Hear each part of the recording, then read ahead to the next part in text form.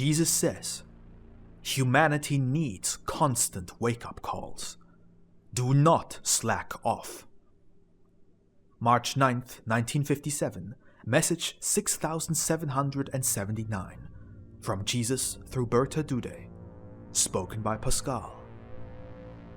Humanity needs constant wake-up calls, for time and again it falls back into the sleep of death, from which it must awaken to life in order to work diligently on the soul. And that is why it also requires the constant work of my servants to repeatedly shake the people awake and make them aware of the significance of their earthly life, encouraging them to get to work, urgent work, for there is not much time left. None of my vineyard workers may believe that they have done enough once they have sounded their wake-up call. They must try again and again to chase away the sleep that holds them captive, from which they find it difficult to escape. I know well that you will experience failure again and again, but you must nevertheless not tire, for it is the groundwork you are laying, so that they may know why it happens that I disturb their peace with a thunderous voice if they do not awaken beforehand and turn to the most important work, to transform themselves in accordance with my will.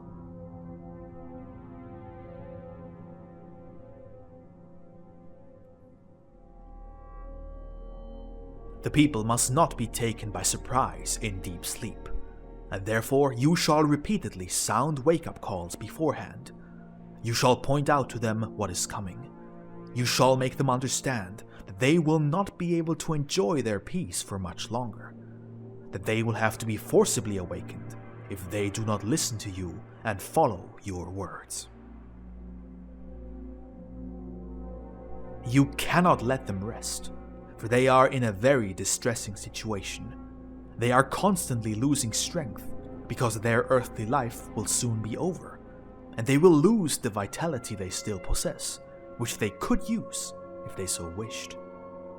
However, it lies dormant for as long as they remain in the sleep of death, as long as they do not strive for any spiritual life and use their vitality to acquire spiritual goods. All of humanity is already in a state of torpor, except for the few who heeded the wake-up calls and desired to live. But these should remember their fellow men and help them to find life as well. Therefore, you shall not cease to proclaim to them what I command you, that in the not-so-distant future I will make my voice heard loud and clear. The day is drawing ever nearer, and it will be the beginning of the end, for it precedes the final end like a shadow. The end denotes an endless night, from which there will be no such awakening as is still possible now through my voice, which will resound clamorously and terribly, and may still awaken the people. They will still be able to pursue their activities with increased zeal and earnestly prepare themselves for the end that will follow shortly thereafter. But then the night will irrevocably fall upon all people who fail to hear the wake-up call. They will truly sink into a death-like sleep, from which there will be no awakening for an infinitely long time. You who have offered me your services as my servants should remember this. You cannot mention the impending events often enough to your fellow men, for every soul that follows your wake-up call will thank you eternally for saving it from the coming endless night. The people know not what distress they are in, and they will not believe your visions either. However, my final intervention may still return them to their senses, when they realize that your words turned out to be true, and this realization will return to their memory, and no longer leave them unimpressed.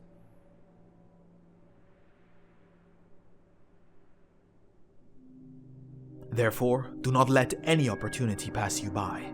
Do not fear the ridicule or displeasure of your fellow men, always remember that you are already standing in the light of day, and that you no longer need to fear the darkness, whatever may come, but that an unspeakably agonizing fate awaits those who do not succeed in rousing them from their death-like sleep.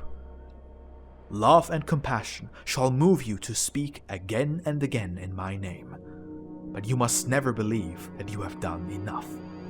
For as long as the earth still exists, the souls must still be fought for, lest they succumb to the power of my adversary. Amen.